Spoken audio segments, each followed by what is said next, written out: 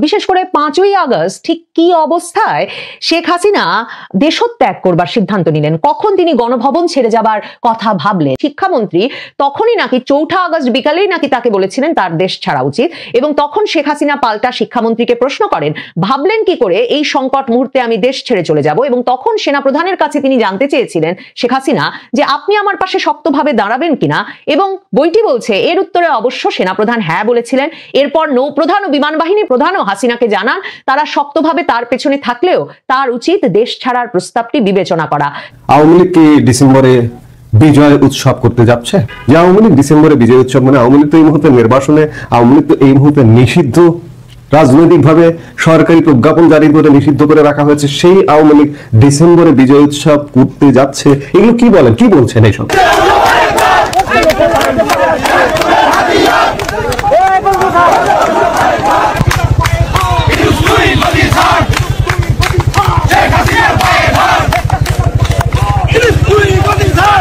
আসসালামু আলাইকুম প্রিয় দর্শক, নতুন একটা ভিডিওতে সবাইকে স্বাগতম। তো ইতিমধ্যেই আপনারা অনেকগুলো ভিডিওর অংশবিশেষ দেখেছেন, তো দেখে নিশ্চয়ই বুঝতে পেরেছেন যে ভিডিওটা আসলে কতটা গুরুত্বপূর্ণ এবং আকর্ষণীয় হতে চলেছে। তো চলুন কথা না বাড়িয়ে সম্পূর্ণ ভিডিওটা দেখে আসি। দেখার আগে বলবো, যারা আমাদের চ্যানেলটি এখনো পর্যন্ত সাবস্ক্রাইব করেনি দয়া করে সাবস্ক্রাইব করে দিন, যারা ইতিমধ্যে করে দিয়েছেন তাদের অসংখ্য ধন্যবাদ। তো চলুন কথা না বাড়িয়ে একটি লাইক দিয়ে সম্পূর্ণ ভিডিওটা দেখে আসি। শিক্ষামন্ত্রী তখনই নাকি 4 আগস্ট বিকালেই নাকি তাকে বলেছিলেন তার দেশ ছাড়া উচিত, এবং তখন শেখ হাসিনা পাল্টা শিক্ষামন্ত্রীকে প্রশ্ন করেন, ভাবলেন কি করে এই সংকট মুহূর্তে আমি দেশ ছেড়ে চলে যাব। এবং তখন সেনাপ্রধানের কাছে তিনি জানতে চেয়েছিলেন শেখ হাসিনা যে আপনি আমার পাশে শক্তভাবে দাঁড়াবেন কিনা, এবং বইটি বলছে এর উত্তরে অবশ্য সেনাপ্রধান হ্যাঁ বলেছিলেন। এরপর নৌপ্রধান ও বিমান বাহিনী প্রধানও হাসিনাকে জানান তারা শক্তভাবে তার পেছনে থাকলেও তার উচিত দেশ ছাড়ার প্রস্তাবটি বিবেচনা করা। তা যদি নাও হয় অন্ততপক্ষে তক্ষুনি ঢাকা ক্যান্টনমেন্টে স্থানান্তরিত হতে বলেছিলেন তারা, কিন্তু হাসিনা গো ধরেন বাংলাদেশকে পরিত্যাগ করে কোথাও যাবেন না। বাংলাদেশে 5ই আগস্ট এবং তার আগের দিনগুলোতে ঠিক কি ঘটেছিল, বিশেষ করে 5ই আগস্ট ঠিক কি অবস্থায় শেখ হাসিনা দেশত্যাগ করবার সিদ্ধান্ত নিলেন, কখন তিনি গণভবন ছেড়ে যাবার কথা ভাবলেন, এই বিষয়গুলো নিয়ে কৌতূহল বা বিভিন্ন সূত্র থেকে মিলিয়ে গণভবনের সে সময়কার পরিস্থিতি, শেখ হাসিনা কি ভাবছিলেন, কার কার সঙ্গে কথা হচ্ছিল, এসব বিষয়গুলো নিয়ে কৌতূহলের যে আসলে কোনো অবসান ঘটেনি, এবং এটা নিয়ে নানা রকম গবেষণা, সাক্ষাৎকার এবং ধারণা ভিত্তিক একটা দৃশ্যপট রচনা যে দীর্ঘ সময় ধরে চলতে থাকবে, তার একটা প্রমাণ হচ্ছে এই যে একটা নতুন বই এসেছে 5ই আগস্ট এবং তার আগের আন্দোলন এসব নিয়ে, এবং সেই বইটিতে ইনশাল্লাহ বাংলাদেশ নামে দুজন ভারতীয় সাংবাদিক এবং একজন বাংলাদেশি সাংবাদিকের লেখা এই বইটিতে আবারও 5ই আগস্টের ঘটনা পুনর্নির্মাণের চেষ্টা হয়েছে। ভারতের 2 সাংবাদিক দীপ হালদার, জয়দীপ মজুমদার এবং বাংলাদেশের শহীদুল হাসান খোকন এই বইটি লিখেছেন, এবং এই বইটিতে কি আছে তা থেকে একটা অংশ নিয়ে মানব জমিন পত্রিকা আজকে যে বিবরণ তুলে ধরেছে, সে বিবরণে দেখা যাচ্ছে যে তারা শিরোনাম করেছে গণভবন ছাড়ুন না হয় মারা পড়বেন, এবং দেখা যাচ্ছে যে শেখ হাসিনাকে আসলে কে রাজি করাতে পেরেছিলেন 5ই আগস্ট দেশ ছাড়বার বিষয়ে, তার একটা উত্তর পাওয়া যাচ্ছে। কারণ এটা একটা খুব গুরুত্বপূর্ণ কৌতূহলের জায়গায় পরিণত হয়েছে, কারণ শেখ হাসিনার সাথে তখন ঘনিষ্ঠভাবে যেসব রাজনৈতিক নেতৃবৃন্দ, তার মন্ত্রী পরিষদের যেসব সদস্যবৃন্দ ছিলেন, নিরাপত্তা যেসব কর্মকর্তারা ছিলেন, সামরিক বেসামরিক, তাদের নানা জনের সঙ্গে কথা বলে বারবারই এই বিষয়টা স্পষ্ট হচ্ছিল যে শেখ হাসিনাকে যতই বোঝানো হচ্ছিল যে তার নিরাপত্তার ঝুঁকি আছে, তার হয়তো দেশ ছেড়ে যাওয়া উচিত, তিনি ততই এই বিষয়টাতে একেবারে দৃঢ় প্রতিজ্ঞ ছিলেন যে কিছুতেই তিনি দেশ ত্যাগ করবেন না, এবং গণভবন ছেড়ে তার অন্য কোথাও যাওয়া উচিত।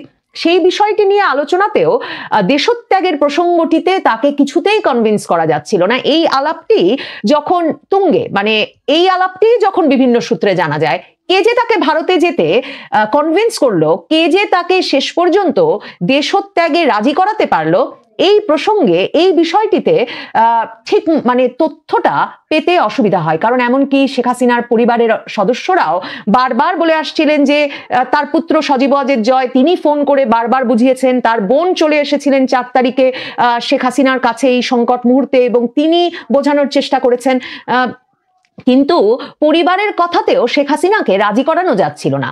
এবং শেখ হাসিনা সাম্প্রতিক যে আন্তর্জাতিক গণমাধ্যমগুলোর সঙ্গে সাক্ষাৎকার, সেখানে বারবারই বলেছেন যে তিনি তখনই দেশত্যাগে রাজি হয়েছেন যখন তিনি বুঝেছেন যে এই দেশত্যাগ না করলে, গণভবন ছেড়ে না গেলে সেটা শুধুমাত্র তার পরিবারকে বা তাকে বিপদের মুখে ফেলবে, জীবনের ঝুঁকিতে ফেলবে তাই নয়, তিনি এবং শেখ রেহানা ছিলেন গণভবনে, শুধু তাই নয়, তার যে ব্যক্তিগত কর্মকর্তারা, মানে তার যে নিরাপত্তা কর্মকর্তারা, SSF এর সদস্য, PGR এর সদস্য, প্রেসিডেন্টস গার্ড রেজিমেন্টের সদস্য, তাদেরকেও একটা ঝুঁকির মধ্যে ফেলবেন তিনি যদি না তিনি গণভবন ত্যাগ করেন, তাই তিনি গণভবন ত্যাগ করেছেন। এই যে এত রকম বক্তব্য, এবার ইনশাল্লাহ বাংলাদেশ বইটিতে 2 ভারতীয় সাংবাদিক এবং 1 বাংলাদেশি সাংবাদিক মিলে তারা কথা বলেছেন নানা জনের সঙ্গে। হাসিনার ব্যক্তিগত কর্মকর্তা, সেনাবাহিনীর একজন স্টাফ অফিসার, নিরাপত্তা সংক্রান্ত জাতীয় কমিটির কয়েকজন সদস্য, 2 জন সাবেক আওয়ামী লীগ মন্ত্রী, NSI ও স্পেশাল ব্রাঞ্চের কজন কর্মকর্তা, পুলিশের 2 জন উচ্চ পর্যায়ের কর্মকর্তা, এদের সঙ্গে সাক্ষাৎকারের ভিত্তিতে লেখকরা বলছেন তারা গণভবনের অভ্যন্তরের ঘটনাবলীর একটা পুনর্নির্মাণ করেছেন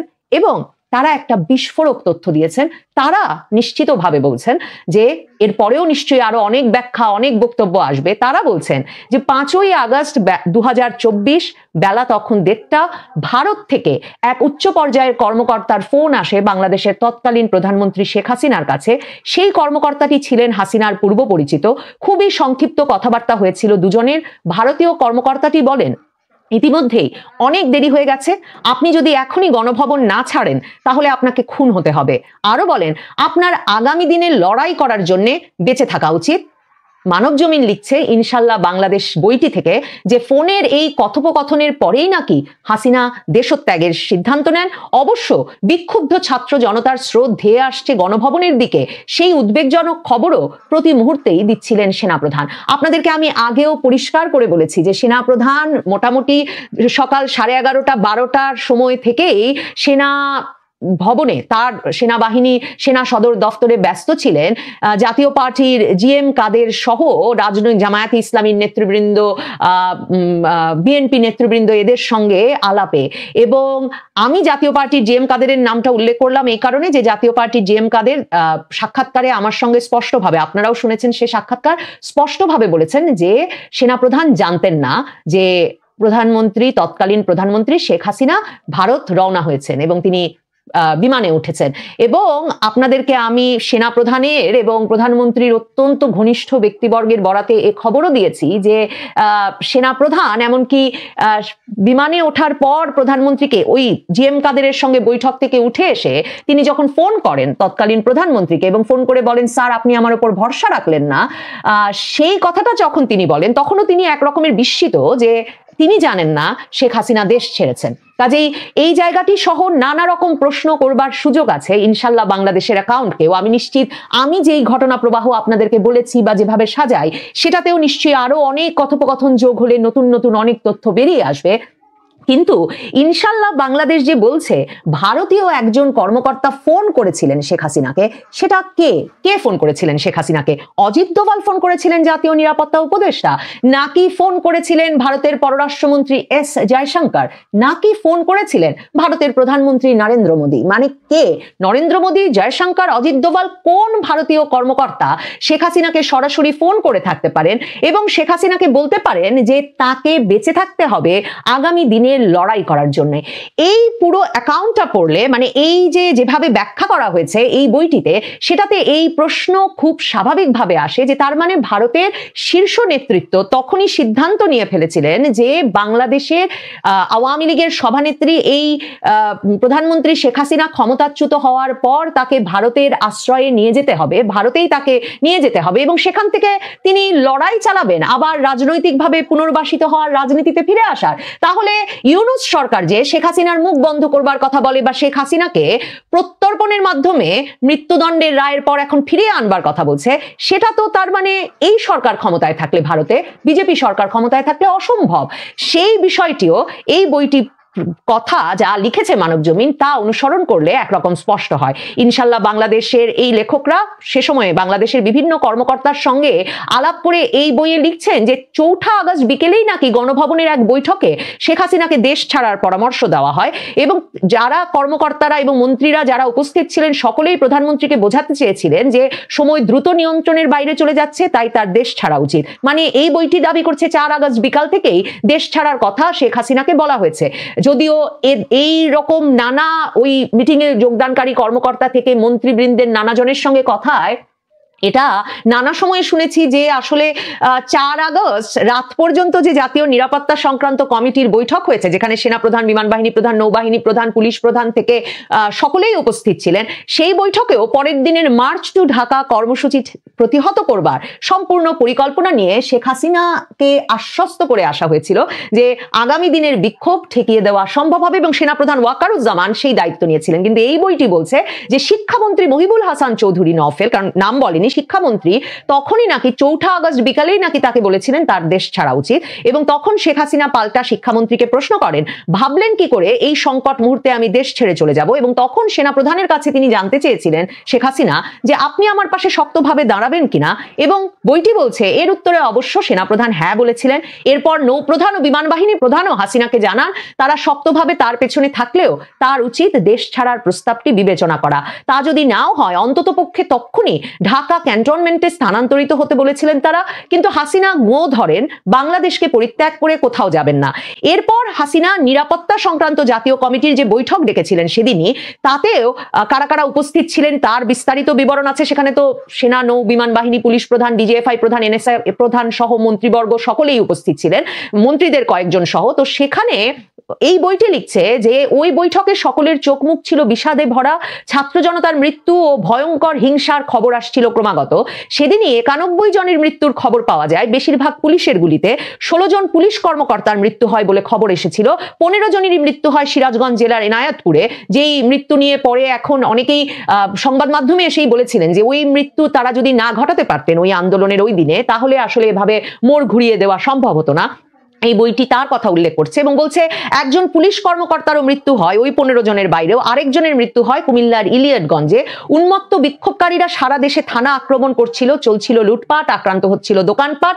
শীর্ষ সেনা কর্মকর্তাদের কাছে সবচেয়ে উদ্বেগজনক খবর এসেছিল যে ছাত্র জনতা রাস্তায় রাস্তায় টহলরত সেনাবাহিনীর জওয়ান ও জুনিয়র অফিসারদের সঙ্গে দাঁড়িয়ে সেলফি তুলছে, তাদের হাতে ফুলের স্তবক দিচ্ছে, সেনারাও তাদের সম্বোধন করেছে সুন্দরভাবে। তার মানে 4 তারিখ থেকে সেনাবাহিনী নিষ্ক্রিয় হয়ে গেছে, কারণ 3 তারিখে তো সেই বৈঠক অনুষ্ঠিত হয়ে গেছে, যে এই বৈঠকে দরবারেই সেনা কর্মকর্তারা জানিয়ে দিয়েছেন, তরুণ সেনা কর্মকর্তাদের সঙ্গে সেনাপ্রধানের আলাপ হয়ে গেছে যে তারা আর ছাত্রদের আন্দোলন প্রতিরোধ করবেন না। তো ওই একই বিষয় আবার উঠে এসেছে। দেখেন যে সেনাপ্রধান বলছেন হাসিনাকে তিনি আছেন তার সাথে, কিন্তু রাস্তায় সেনাবাহিনী আসলে ফুল নিচ্ছে এবং তাদের সঙ্গে দাঁড়িয়ে ছবি তুলছে ছাত্র জনতা। এবং তখন সেনাপ্রধান তাকে বলেন যে সেনাবাহিনীর অনেক সাবেক কর্মকর্তা এবং বর্তমান কর্মকর্তাদের এবং সেনাদের পরিবারের সদস্যরা, কর্তব্যরত সেনা কর্মকর্তাদের পরিবারের সদস্যরাও বিক্ষোভে অংশ নিয়েছেন, তাই সেনারা ঠিক করেছে যে তারা আর আন্দোলনকারীদের উপর গুলি চালাবে না। এছাড়াও সেনাপ্রধান নাকি তখন বলেছেন হাসিনাকে যে তার আগের পূর্বসূরি জেনারেল অবসরপ্রাপ্ত ইকবাল করিম ভুইয়া এবং কয়েকজন অবসরে যাওয়া সেনা কর্মকর্তা সাংবাদিক সম্মেলন করে সেনাদের রাস্তা থেকে ব্যারাকে ফিরে যেতে বলেছেন। কাজেই তিনি জ্যেষ্ঠ সেনা কর্মকর্তা ও অবসরপ্রাপ্ত সেনা কর্মকর্তাদের থেকে ফোন ও বার্তা পাচ্ছেন যে সেনাদের দেশের মানুষের বিরুদ্ধে ব্যবহার করা বন্ধ হোক। কাজেই সেনাপ্রধানের বক্তব্য মেনে নেওয়া ছাড়া এরপর হাসিনার সামনে কোনো পথ খোলা থাকে না, এই কথাটি লিখছে বইটি। ইনশাল্লাহ বাংলাদেশ নামের এই বইটি সম্ভবত আরো অনেক বিস্ফোরক তথ্য নিয়ে হাজির হবে, কারণ অক্টোবরের শেষে ভারতীয় সংবাদ মাধ্যম দ্য প্রিন্টে এই বইয়ের 3 লেখক যখন প্রথম জানিয়েছিলেন যে তারা এমন একটা বই নিয়ে আসছেন, এর সাথে তারা চমক জাগিয়ে এটাও জানিয়েছিলেন যে তাদের 3 জনের 2025 সালের 7ই জুন ঈদুল আজহার দিনে শেখ হাসিনার সঙ্গে একটা ফোন কনভারসেশনের, ফোনে কথা বলবার সুযোগ হয়েছিল। সাক্ষাৎকার নেওয়া নিষেধ ছিল, কাজেই যত প্রশ্ন ছিল তাদের সেসব করবার সুযোগ না পেলেও শেখ হাসিনার কিছু মন্তব্য জানবার সুযোগ হয়েছিল তাদের। আর তারা যখন বলেছিলেন যে জুলাই রেভলিউশন বা জুলাই বিপ্লব নিয়ে তারা বই লিখতে যাচ্ছেন, সাথে সাথে নাকি খুব ভালো মুডে থাকা শেখ হাসিনার গলাটা বেশ শক্ত হয়ে আসে, স্টার্ন হয়ে আসে এবং তিনি বলেন যে একে বিপ্লব বলবেন না, কারণ এটি ছিল ছাত্র আন্দোলনের নামে তাকে ক্ষমতাচ্যুত করতে আমেরিকার পরিকল্পনায় পাকিস্তানের বাস্তবায়নে একটা সন্ত্রাসী হামলা মাত্র। এই ধরনের আরো অনেক তথ্য এবং মন্তব্য জানবার জন্য সম্ভবত বইটি হাতে আসবার অপেক্ষা করতে হবে। প্রসঙ্গটি হঠাৎ করে শুনে অনেকের মনে বা অনেকের কানে হয়তো হঠাৎ খটকা লাগতে পারে যে আওয়ামী লীগ ডিসেম্বরে বিজয় উৎসব মানে আওয়ামী লীগ তো এই মুহূর্তে নির্বাসনে, আওয়ামী লীগ তো এই মুহূর্তে নিষিদ্ধ, রাজনৈতিকভাবে সরকারি প্রজ্ঞাপন জারি করে নিষিদ্ধ করে রাখা হয়েছে, সেই আওয়ামী লীগ ডিসেম্বরে বিজয় উৎসব করতে যাচ্ছে। এগুলো কি বলেন, কি বলছেন এইসব? কিন্তু বাস্তবতা হলো এটাই। কারণটা হচ্ছে বর্তমান যে বন্দোবস্ত, এই বন্দোবস্তের যেখানে শেকল বাঁধা ছিল, সুতো বাঁধা ছিল, সেই শিকল ছেড়ে যাওয়ার অবস্থা ইতিমধ্যেই হয়ে গেছে। বিশেষ করে ধরুন যে মার্কিন যুক্তরাষ্ট্রের যে পৃষ্ঠপোষকতা ছিল, সহযোগিতা ছিল, সেগুলো কিন্তু ইতিমধ্যে ছেড়ে যেতে শুরু করেছে। আপনারা খেয়াল করেছেন যে এই অঞ্চলে চীনের কর্তৃত্ব, চীনের প্রভাব ক্রমেই বাড়ছে। ক্রমেই বাড়বার কারণে মার্কিন যুক্তরাষ্ট্র মনে করছে যে এই মুহূর্তে ভারতকে ছাড়া চীনের এই কর্তৃত্বকে কোনোভাবে খর্ব করা যাবে না। শুধু তাই নয়, গতকালকের একটি খবর যে চীনের পণ্যের উপর ভারতের প্রভাব তীব্রভাবে, বর্তমান ভারতের বিজেপি সরকারেরও চোখ কষিয়ে গেছে যে চীনের প্রভাবটা ভারতে কিভাবে বাড়ছে।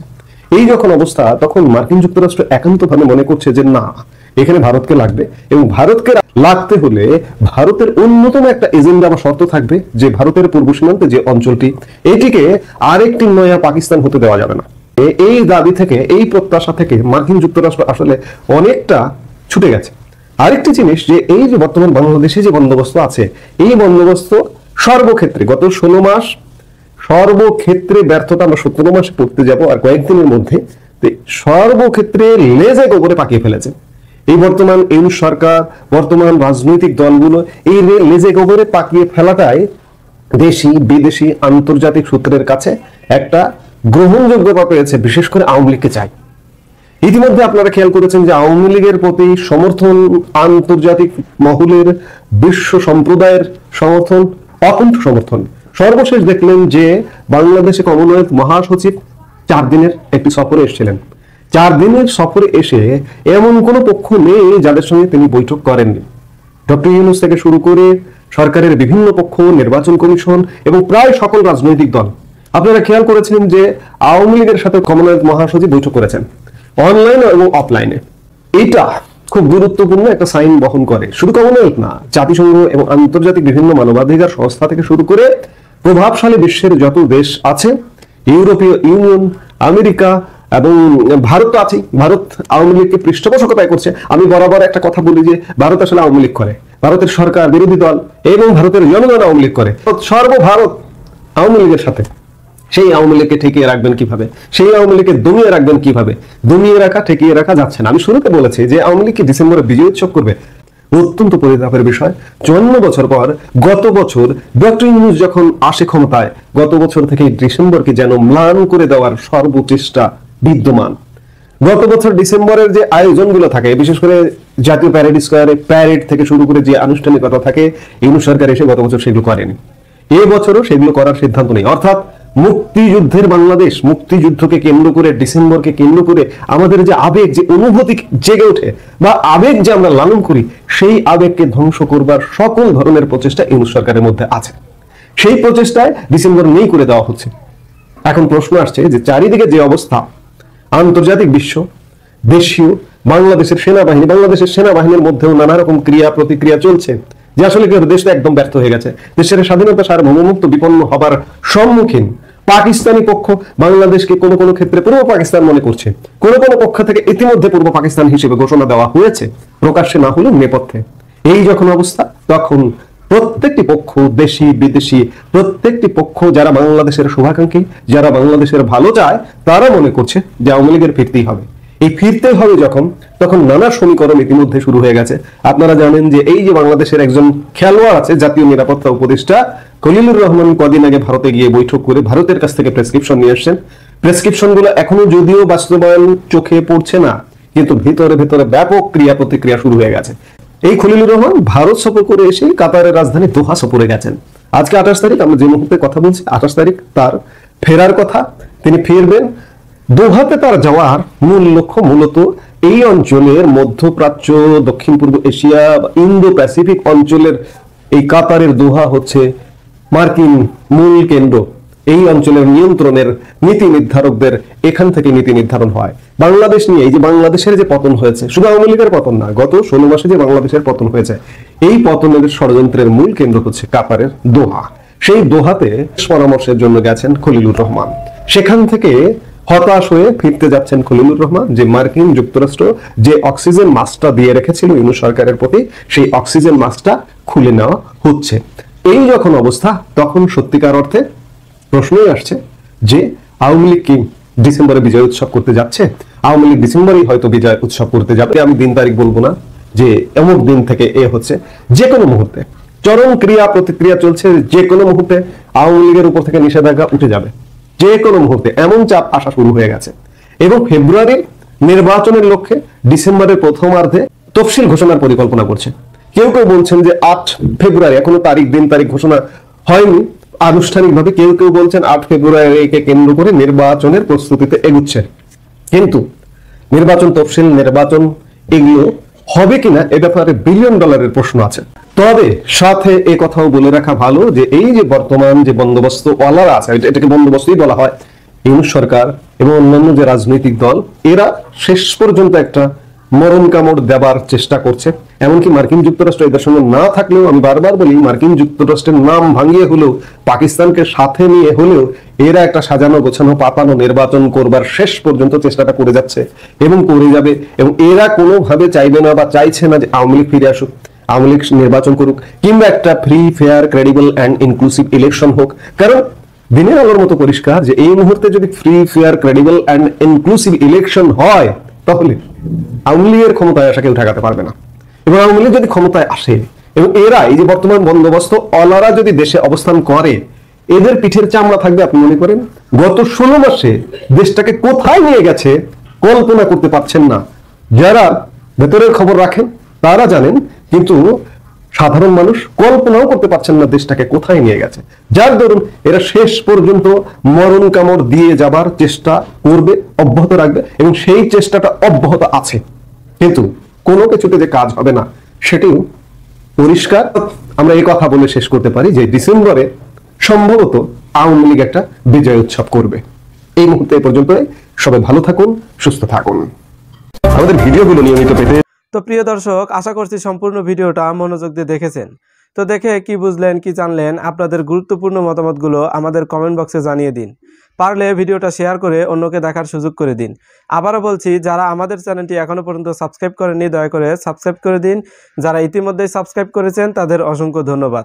তো প্রিয় দর্শক, আজকের মতো এ পর্যন্তই। দেখা হবে পরবর্তী কোনো নিউজে। ততক্ষণ পর্যন্ত সবাই ভালো থাকবেন, সুস্থ থাকবেন। আল্লাহ হাফেজ।